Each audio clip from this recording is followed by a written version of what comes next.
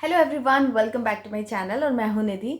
आज की वीडियो में हम बात करने वाले हैं ट्विन प्रेगनेंसी के बारे में कि क्या प्रॉब्लम्स आती हैं, क्या कॉम्प्लिकेशंस होते हैं और कब पता चलता है कि आपकी जो प्रेगनेंसी है वो ट्विन प्रेगनेंसी है या मल्टीपल प्रेगनेंसी है। So without further ado let's get started.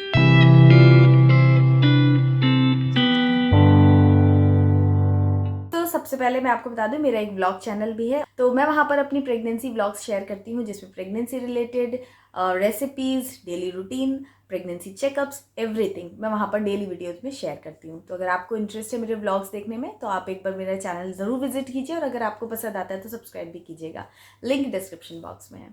तो चलिए आज के वीडियो के बारे में बात करते हैं, ट्विन प्रेगनेंसी के बारे में बात करते हैं।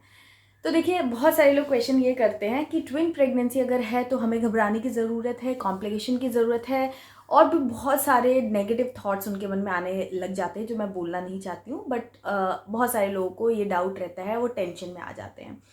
तो हम यहाँ पर थोड़ी सी चीज़ें डिस्कस करेंगे जो मैंने अपने आसपास लोगों को देखी, अपने फ्रेंड सर्कल में देखा है, जितना मैंने सुना है, जो मैंने पढ़ा है, वो सब कुछ आपको आपके साथ में डिस्कस करना चाहती हूँ। तो सबसे पहली चीज़ कि एक माँ है, यहाँ पर दो माँ हैं, एक माँ के अंदर एक बेबी है और एक में दो बेबी है।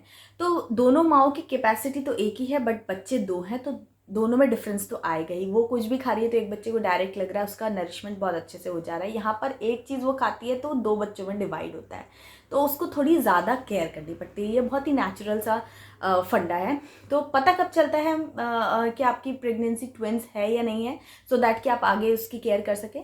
तो ये आपका 8 मंथ के आसपास, 8 वीक के आसपास जब आपका फर्स्ट स्कैन होता है जिसमें बेबी की हार्ट बीट वगैरह चेक की जाती है, बेबी का पूरा वहाँ पे पता चलता है कि हाँ आपका बेबी कैसा है, क्या है। तब वहाँ पर ये चीज़ पता चलती है कि आपके बेबी मतलब एक फीटस है या दो फीटस है। तो 8 से 10 हफ्ते के बीच में एक स्कैन होता है, फर्स्ट स्कैन बोलते हैं उसको, अल्ट्रासाउंड होता है, उसमें आपको पता चल जाता है कि आपका दो फीटस है या एक फीटस है, ट्विंस प्रेगनेंसी है, मल्टीपल प्रेगनेंसी है या फिर सिंगल है। तो वहाँ पर आपको पता चल जाता है, और जैसे ही आपको पता चलता है कि आपकी ट्विन प्रेगनेंसी है तो फिर उसके बाद आपको वेट करना पड़ता है 12th वीक तक। लेकिन उसके पहले ही आपको डॉक्टर पहले से एक्स्ट्रा केयर जो है, एक्स्ट्रा प्रिकॉशंस केयर जो है वो आपको डॉक्टर गाइड कर देते हैं, आपको उसके हिसाब से रहना पड़ता है। तो सबसे पहली चीज़ कि जब भी आपको पता चल रहा है कि आपकी ट्विन प्रेगनेंसी है तो आप मेंटली इस चीज़ के लिए तो प्रिपेयर हो ही जाइए कि आपको थोड़ा सा एक्स्ट्रा केयर रेगुलर लोगों से थोड़ी ज़्यादा केयर तो करनी ही पड़ेगी, क्योंकि आपके अंदर दो फीटस हैं। ठीक है, अब 12 प्रेगनेंसी पे जब टेस्ट होता है तब आपको आपका जो प्लेसेंटा पोजीशन है वो उसके बारे में आइडिया लगता है। तो अगर आपका बेबी जो है, दो बेबी हैं, अगर एक ही प्लेसेंटा से जुड़े हुए हैं या फिर दोनों बेबी का सेपरेट प्लेसेंटा है, ये बहुत इंपॉर्टेंट है। अगर दोनों बेबी का प्लेसेंटा सेपरेट है तो कम टेंशन की बात है, बट अगर एक ही प्लेसेंटा से दोनों बेबी जुड़े हुए हैं तो रिस्क जो है वो थोड़ा बढ़ जाता है, थोड़ा सा कॉम्प्लिकेटेड प्रेगनेंसी बन जाती है और आपको बहुत ज़्यादा केयर जो है वो रखनी पड़ती है। और उसके बाद क्या होता है कि आपका जो चेकअप रूटीन है प्रेगनेंसी में, वो आपका 12th वीक के बाद ही डिसाइड होता है कि आपको 4 हफ्ते में बुलाना है या 2 हफ्ते में बुलाना है।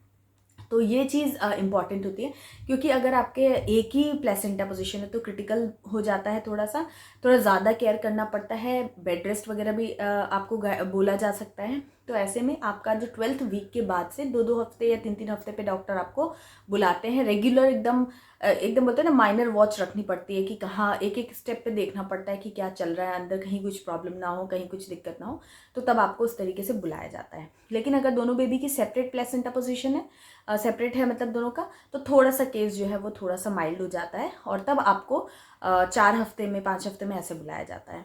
तो रेगुलरली जो होता है वो मंथली बुलाया जाता है आफ्टर 12th वीक। लेकिन अगर आपकी ट्विन प्रेगनेंसी है तो आपको थोड़ा जल्दी जल्दी बुलाया जाएगा। ठीक है, तो ये चीज़ है, मतलब ये तो डॉक्टर की तरफ से आपको देखना ही होगा, बट उसके अलावा आपको प्रिपेयर रहना पड़ता है कि हाँ आपको थोड़े से प्रेगनेंसी रिस्क जो होते हैं वो भी फेस करने पड़ सकते हैं। यानी कि आपको हाई बीपी हुआ या फिर जेस्टेशनल डायबिटीज़ हुआ, लो लाइन प्लेसेंटा की प्रॉब्लम हो सकती है, या फिर लो बेबी बर्थ की प्रॉब्लम बेबी वेट की प्रॉब्लम हो सकती है, प्री टर्म डिलीवरी की प्रॉब्लम हो सकती है। तो ये सारी चीज़ें हैं जो बहुत कॉमनली ट्विन प्रेगनेंसी में आती हैं। तो इसीलिए इसको डील कैसे करना है वो भी डॉक्टर्स को पता है, इसके लिए क्या चीज़ें होती है वो सब कुछ डॉक्टर इस चीज़ के लिए बहुत प्रिपेयर्ड होते हैं। ऐसा कुछ नहीं है कि नई चीज़ है तो डॉक्टर को आइडिया नहीं है। भले ही कॉम्प्लिकेशंस हैं, लेकिन उन कॉम्प्लिकेशंस के साथ में डील कैसे करना है वो भी डॉक्टर्स को बहुत अच्छे से आता है। तो तो ट्विन प्रेगनेंसी जो है कॉमनली जो देखा है स्टडीज़ भी बताती हैं, और आप अपने आसपास भी देखोगे कि जितने भी लोगों को ट्विन प्रेगनेंसी हुई है तो मोस्टली लोगों का के जो बेबीज़ है वो प्री टर्म मतलब 37 वीक्स से पहले ही डिलीवर हो गए हैं। तो नॉर्मली जो हम सिंगल बेबीज़ जो होते हैं वो 37 वीक्स के बाद 38, 39, 40 वीक्स में डिलीवर होते हैं। बट ट्विन प्रेगनेंसीज में मोस्टली ऐसा होता है कि ज़्यादातर बच्चे जो होते हैं वो प्री टर्म डिलीवरी में ही आते हैं, क्योंकि अंदर कुछ प्रॉब्लम्स ऐसी हो जाती हैं कि फिर बच्चे को सेव करने के लिए उनको पहले ही डिलीवर करना पड़ता है। तो कोई टेंशन की बात नहीं होती है, धीरे धीरे जब वो बाहर आ जाते हैं तो उनकी थोड़ी एक्स्ट्रा केयर करके आप उनको प्रॉपर ग्रोथ रेट पे ला सकते हो, तो कोई दिक्कत नहीं होती, घबराने वाली कोई बात नहीं है। डेफिनेटली थोड़ा सा ये सब चीज़ें ट्विन प्रेगनेंसी, ओवरऑल प्रेगनेंसी के बाद भी पोस्टपार्टम भी 2 बच्चों को एक साथ पालना एक चैलेंज तो रहता ही है, लेकिन आप आराम से कर लोगे, कोई दिक्कत नहीं है। तो ये एक चीज़ होती है कि प्री टर्म डिलीवरी काफ़ी कॉमन होती है और ये सारे रिस्क भी आपको देखने को मिल सकते हैं, एक्सपेक्टेड होते हैं। तो घबराने की बात नहीं है, प्रिपेयर होने की बात है कि आप थोड़ा सा अपने आप को प्रिपेयर करें इन सब चीज़ों के लिए कि भाई मुझे ये कॉम्प्लिकेशंस आ सकते हैं। एंड डिलीवरी ऑप्शंस की भी बात करूं अगर मैं कि ये ट्विन प्रेगनेंसी है तो आपको नॉर्मल डिलीवरी होगी या फिर सी सेक्शन डिलीवरी होगी, तो अगेन वही वाली बात है कि नॉर्मल डिलीवरी के चांसेस कम होते हैं, नेग्लिजिबल नहीं होते बट कम होते हैं, क्योंकि एक तो वैसे ही थोड़े से रिस्क बने रहते हैं, ऊपर से 2 बच्चे हैं, तो हो सकता है कि आपको सी सेक्शन की तरफ जाना पड़े। तो सी सेक्शन के लिए भी आपको इक्वली अपने आप को प्रिपेयर कर लेना चाहिए, तो ज़्यादा दिक्कत नहीं आती है एक्सेप्टेंस में। अदरवाइज़ अगर आप नॉर्मल पे फोकस करेंगे तो कई बार ये होता है कि नहीं हो पाती है नॉर्मल डिलीवरी, क्योंकि कोई भी कॉम्प्लिकेशन होती है तो उसमें फिर नॉर्मल डिलीवरी करना थोड़ा मुश्किल रहता है। अगर आपको हाई बीपी हो रहा है, जेस्टेशनल डायबिटीज़ हो रही है, तो उसमें फिर नॉर्मल डिलीवरी करना थोड़ा सा मुश्किल हो जाता है। ऐसे में फिर आपको सी सेक्शन की तरफ ही जाना पड़ता है, या फिर बच्चे को कुछ प्रॉब्लम हो रही है तो फिर आपको सी सेक्शन पे ही जाना पड़ता है। तो ये सारी चीज़ों को देखने के लिए सी सेक्शन के लिए भी आपको इक्वली प्रिपेयर रहना पड़ता है। और ये आप मान के चलो कि ट्विन प्रेगनेंसी अगर है तो वो नॉर्मल सिंगल प्रेगनेंसी से ट्विन प्रेगनेंसी जो है वो थोड़ी सी एक्स्ट्रा केयर डिमांड करती है।